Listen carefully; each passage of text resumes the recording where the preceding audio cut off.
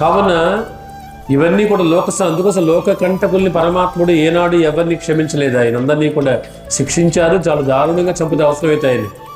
ఒక బలి చక్రవర్తి విషయంలోనే ఆయన భక్తుడు కాబట్టి చాలా జాగ్రత్తగా వెళ్ళి పాపం ఆయనని భిక్ష అడిగి ఆయన దగ్గర చెయ్యి చాచి దానం అడిగాడు ఆయన.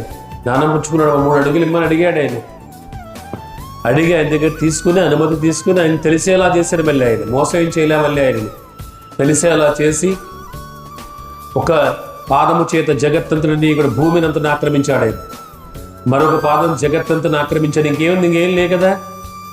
భలే అనుకున్నాడు, ఇదంతా నాదనుకున్నాడు. నేను విశ్వజిత్ అని యాగం చేస్తున్నాను అని జగత్తంతా నాదనుకున్నాడు ఆయన. బలి చక్రవర్తి జగత్తు నాది, ఇంద్రపదవి నాది, ఈ లోకమల్లని నావి, నా ఆధీనంలో ఉన్నా అనుకున్నాడు ఆయన.